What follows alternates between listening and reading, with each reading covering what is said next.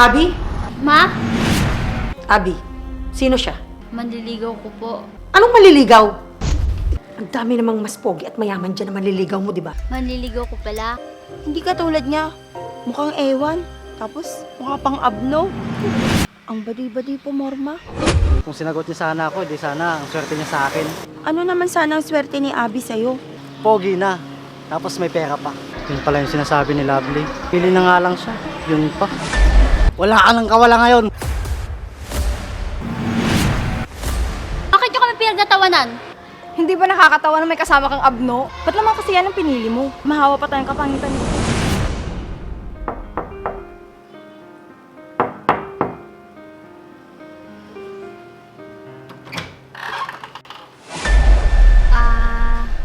Chris?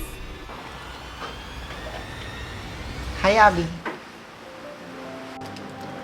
Halika. Tuloy ka. Salamat, ah. Abby, ito pala, bulaklak para sa'yo. Salamat. Mabuti naman naglakas loob ka pumunta dito sa amin. Sinabi ko naman sa'yo na masungit ang mama ko. Gusto ko lang kasing makilala yung mama mo. At ayaw kong isipin na nililigawan lang kita kung saan-saan. At isa pa, nire-respeto kita. At gusto kong makita mo na maganda yung intention ko sa'yo.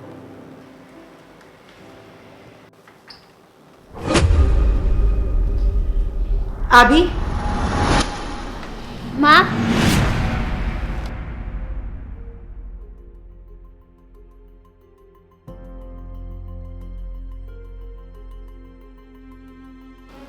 Abby, sino siya? Ma? Manliligaw ko po. Si Chris. Magandang araw po. Anong maganda sa araw? Abby, anong maliligaw? Matagal ko na pong kaibigan si Abby. Kaya sana po, paintulutan niyo pong akong manligaw sa kanya. Matagal na pala kayong magkaibigan. Pero bakit ngayon ko lang nalaman? Halika nga. Bakit naman nagpapunta ka ng kagaya niyan dito? Baka pag nakita ng pinsan mong si Lovely, pagtawanan ka pa.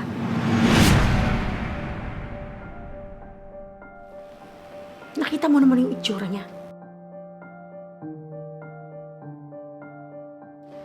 Ang dami namang mas pogi at mayaman dyan na maliligaw mo, di ba? Wala ka bang taste? Ma? Huwag niyo naman puhusgahan si Chris. Mabait naman po siya. Ay nako, ikaw talagang bata ka. Ikaw, Chris, tatapatin na kita. Hindi ko pinapayagan ang manligaw na kung sino-sino lang sa anak ko. Dahil mataas ang pangarap ko para sa kanya. At isa pa, maraming mayayaman na naliligaw sa anak ko. At may mga itsura pa. Ma? Mamaya lang, Abby. Mag-usap tayo. Chris? Hayaan mo na. Aalis na lang ako para hindi magalit yung mama mo. Pagpasensyahan mo na si Mama. Masyado lang kasi siyang protective sa akin. Naiintindihan ko naman. Sige, alis na ako. Sige.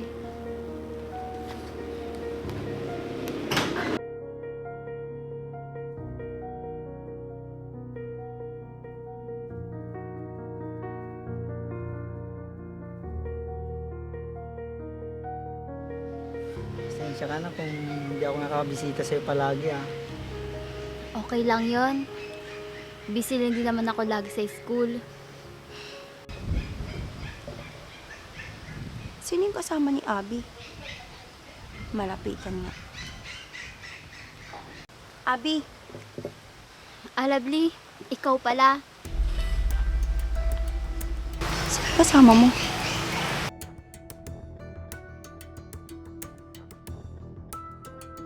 Lovely, manliligaw ko pala.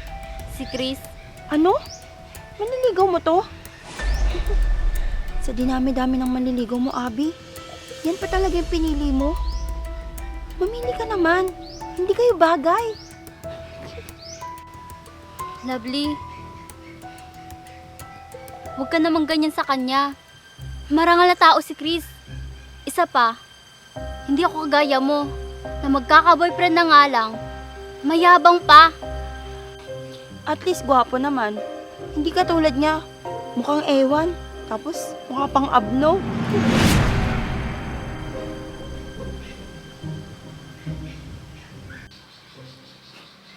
Tingnan mo nga oh. Ang badi-badi po, Morma. Anong sabi mo? Sumusobra ka na! Tama na. Totoo naman ah. Ang pangit ng manliligaw mo. Diyan na nga kayo. Loko yun ah. Huwag mo nang patulan, Abby. Totoo namang pangit ako. Hindi totoo yan, Chris. Alam mo bang nasasaktan ako kapag nilalait ka nila?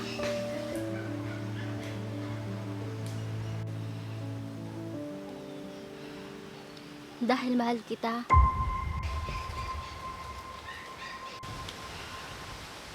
Wala akong pakialam kung ano ka at kung sino ka. Dahil yun ang nararamdaman ko sa'yo. Totoo ba, Abby? Na mahal mo na ako? Oo, Chris. Magkaibigan pa lang tayo. May nararamdaman na ako sa'yo. Hindi ko lang masabi. Mas lalo ako, Abby.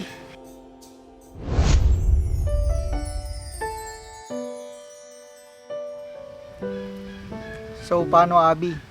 Tayo na. Yes! Kami na! Hey, Chris! Ang ingay mo naman! Pasensya na. Sobrang saya ko lang talaga.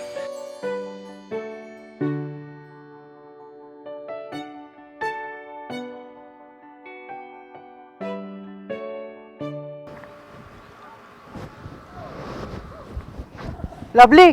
Teka lang! Uy, ikaw pala yan. Bakit ka naglalakad? Wala kasi ako makita ang sasakyan eh. Kaya naglakad-lakad muna ako. Kamusta na pala yung pinsan mo? Si Abby. Ayun, may kasamang manliligaw daw niya. Manliligaw? Sino? Chris daw pangalan eh. Di ba nanligaw ka rin sa kanya noon? Oo. Kaso hindi niya ako sinagot eh. Kung sinagot niya sana ako, di sana ang swerte niya sa akin. Ano naman sana ang swerte ni Abby sa'yo? Siyempre, pogi na. Tapos may pera pa. Totoo yun? San banda? Pero seryoso, kung sinagot lang sana ako ni Abby, buhay na siya sa akin kasi may mga lupay na akong sinasaka dito sa atin. Eh hindi ka nga niya type eh. Ano magagawa mo?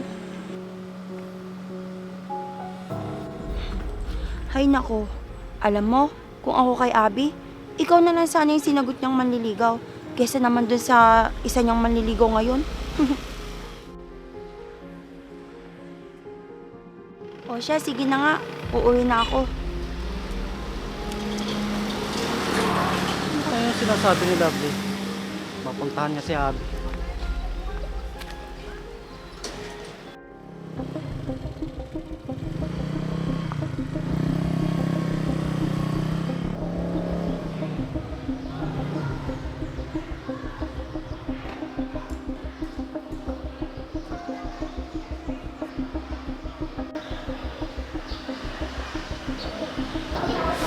Yun pala yung sinasabi ni Lovely. Mukhang hindi maintindihan yung pagmumukha.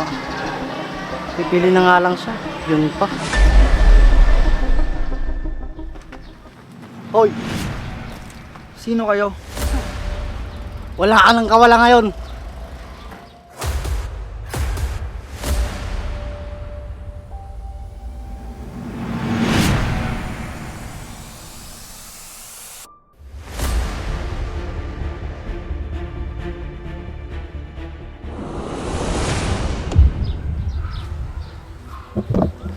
Pakawalan nyo kami dito! Tulong! Tulong! Tulong! Parang wala yatang tao dito ah. Push George. Mga gunggong kasi kayo! Kalalaki ng katawan nyo, naisahan pa tayo ng pangit na yun!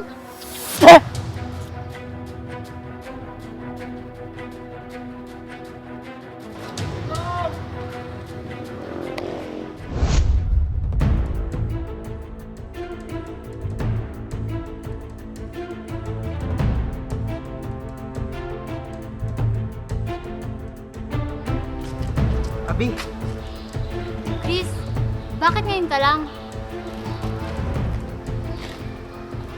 pasensya ka na. May ginawa kasi ako. Kanina ka pa ba dito?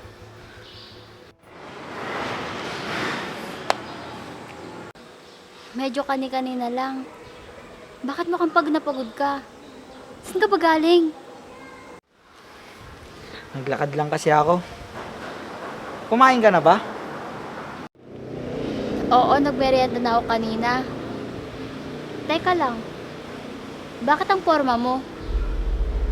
Ah, gusto ko kasi maayos akong tignan kapag kasama ka. Ang bait nga ng pinsan ko, pinairam ako ng damit. Oh. Ah, ganun ba? Alam mo, kahit anong suotin mo, bagay naman sa'yo.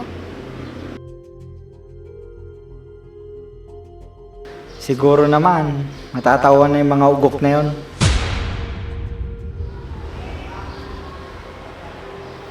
Ano yung tinitignan mo? Ah, wala. Saan mo ba gustong mamasyal? Wala lang. Gusto lang kita makasama dito. Nakakainis kasi si Mama. Puro na lang siya sermon. Bakit hindi na lang natin ipagtapat sa kanya yung totoo? May tamang oras para dyan. Pinahihiya mo lang naman ata ako eh. Hindi naman, no. Kailan ba kita kinahiya? Pinagtatanggol pa nga kita. Oo na. Ay, Mare, di ba si Abby yun? Oo nga no. Sino kasama niya? Mukhang boyfriend niya. Naku, hindi man lang namili ng magiging boyfriend. Oo nga. Ang dami naman niyang manliligaw pero sa pangit pa siya napunta. Ay.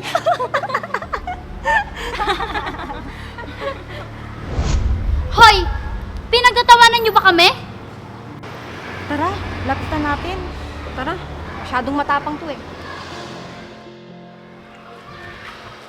Bakit niyo kami pinagtatawanan? Bakit? Hindi ba nakakatawa na may kasama kang abno? Oo nga naman, Abby. Di ba, marami kang manliligaw na mayayaman at gwapo pa?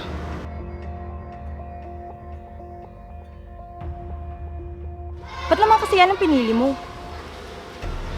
Sinabi ko bang pakalaman niyo yung buhay ko? Umalis na nga kayo kung wala kayong magandang sasabihin. Tara na nga, Mars. Tara, baka mahawa pa tayong kapangitan dito. Mga pakalamera, mga walang magawa sa buhay. Tama na yan.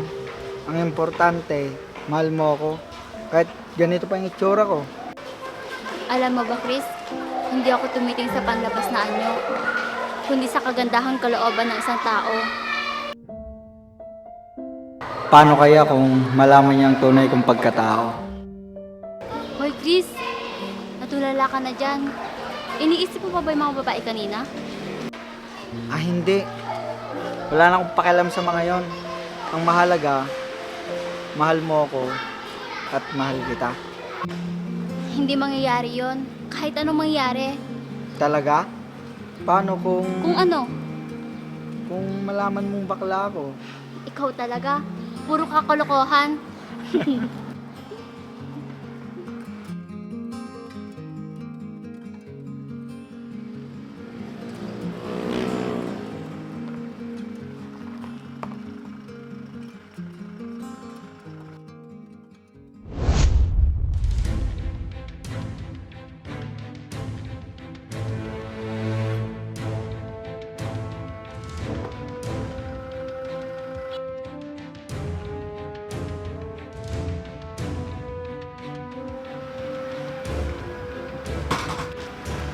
Oh, Chris, ikaw ba yan? Uy, tito. Ako nga to. Kumusta? Bakit ganyan ang damit mo at itsura mo? Tito, kung maingay. Tsaka ako na lang ipapaliwanag. Ah, sige, sige. Kung gusto mo, sumama ka sa akin. Kain tayo sa labas. Sige po, mas mabuti pa nga. Sige, tara.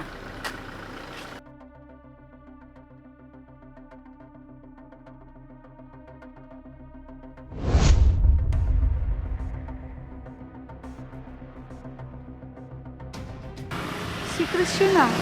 Yung manliligaw ni Abby. Na palagi niyang kasama. Mukhang mayaman yung sumundo sa kanya. Mabalita nga kay Kai. Mare! Mare! Uy, Mari, ikaw pala. Halika, tuloy ka. Anong meron? Ba't naparito ka? Naku, Mare. May ibabalita ako sa'yo. Ano yun? Nakita ko yung manliligaw ng anak mo, si Abby. Ano? Sino doon? I mean, sino? Yung feeling pogi na hindi naman. Si Chris ba? Oo, Mare. Si Chris nga. Kasi tinawag siya nung mayamang lalaki. Tapos, alam mo ba? Tito ang tawag niya sa mayamang lalaki na yun. Akala ko ba mahirap lang si Chris? Kasi kung manamit siya, simple lang. Kaya, imposible yun. Mare. Hoy, Mare! Oh, Mare, tapos? Kaya yun, Mare. Siguro, mayaman yung manliligaw ng anak mo. Ang swerte ni Abby kung ganun. Hindi siguro, Mare. Baka nagkakamali ka lang. Baka hindi si Chris yun. Naku, Mare. Hindi ako pwede magkamali. Siya yun. Kung totoo man yun, nakakahiya yung mga paratang ko kay Chris. Hindi siguro siya yun. Uy, Mare. Wala ka bang pangmerienda dyan? Nakajackpot pa naman yung anak mo sa manliligaw niya. Meron, Mare. May tubig naman kami dyan. Gusto mo? Wag na, Mare. O sige, uuwi na ako. Baka hinahanap na ako ng kumpare mo. Ganun ba? Sige, mag-iingat ka. Salamat.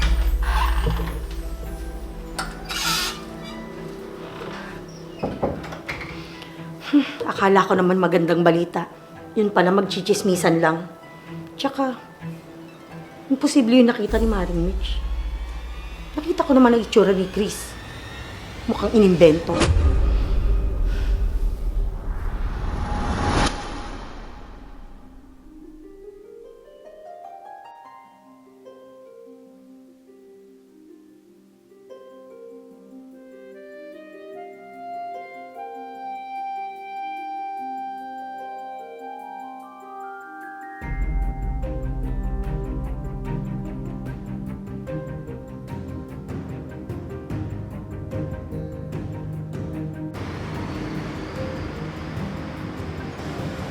Tagal naman ng order ko.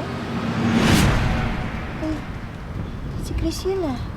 Yung manliligaw ni Abby. Pero bakit kasama niya yung may-ari ng pinakamalaking mall dito sa lugar namin? Tito, buti na padalaw kayo dito. Oo. May konting problema lang sa mall. Kaya inaasikaso ko. Ganun po ba? Sana po maayos na.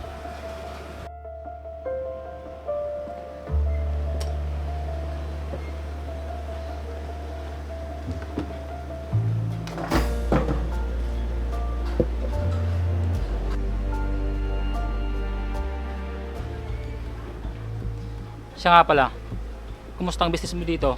Nababantayan mo ba? Opo, Tito. Medyo lumalakas na po yung bentahan at nagkakaroon na din ako ng iba't ibang branches. Ito po yung order niya. Sige, ilapag na lang dyan. Mabuti naman kung ganun. Para matuwa naman si Papa at si Mama mo. Siya nga pala. Bakit ba hindi sila magbakasyon dito sa atin? Nako, Tito. Masyado silang abala sa mga negosyo nila sa ibang bansa. Naku, masyado naman sila nagpapayaman. Hindi bale, sa'yo naman lahat yung mapupunta. Ito po yung order nyo. Thank you.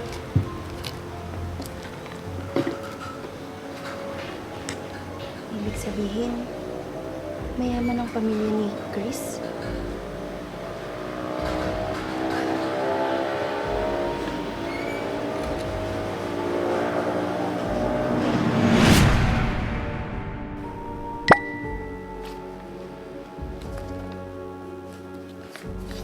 Si Lovely?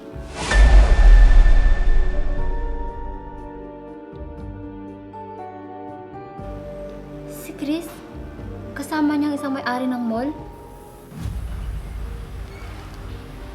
Hello, Abby. Oh, lovely. Sigurado ka bang kasama ni Chris yung may-ari ng isang mall dito sa atin? Oo, nag-uusap sila. Tsaka, parang seryoso yung pinag-uusapan nila. Tapos, close sila ni Chris. Sige, aalis na ako dito. Pupuntahan na lang kita dyan sa bahay niyo. Mag-usap na lang tayo mamaya. Sige, lovely.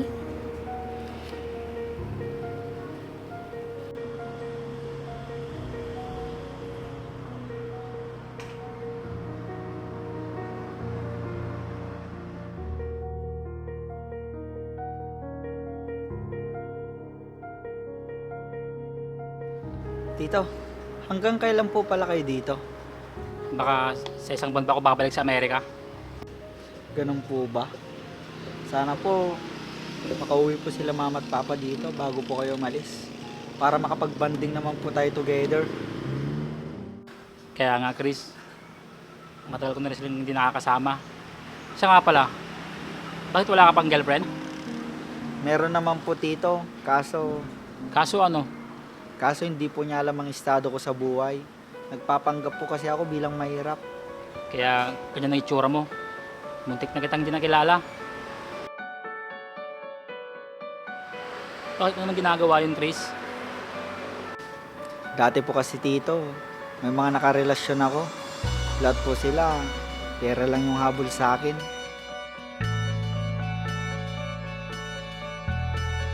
Kaya nung nakita ko si Abby at nagustuhan ko siya, ginawa kong pagpapanggap para malaman ko na kahit ganito ako, mamahalin niya ako. At nangyari na yun tito, kaya siya na yung babaeng gusto kong pakasalan. Paano pag nalaman yung papanggap ka lang? Baka magalit yun. Sana maintindihan niya kung bakit ko nagawa ito. Doon mo mapapatunayan kung talagang mahal ka ng girlfriend mo. Tatanggapin yung katotohanan sa pagkatao mo. Opo tito, bukas po sasabihin ko na yung katotohanan. Tama yan. Mas maganda yung pagtapat mo sa kanyang katotohanan. Opo tito. Tara na. Anong oras na pala oh? May pupuntahan pa ako. Sige po tito, salamat po sa oras niyo.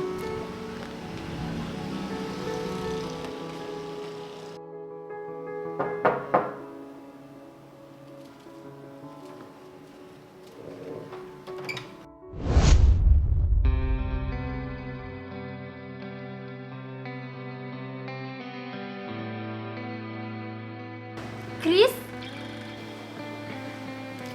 Abby, flowers for you. Halika. Umupo ka muna.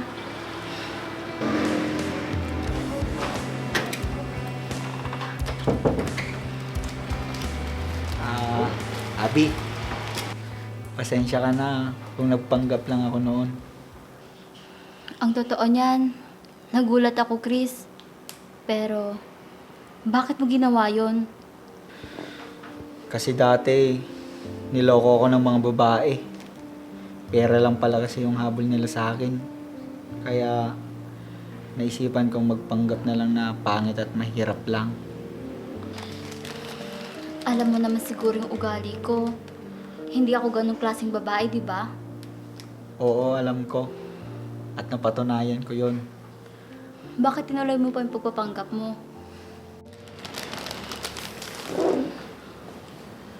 Pasensya ka na, Abby. Hindi ko alam kung paano ko sasabihin sa'yo ang totoo. Na mayaman kayo at hindi ka pangit.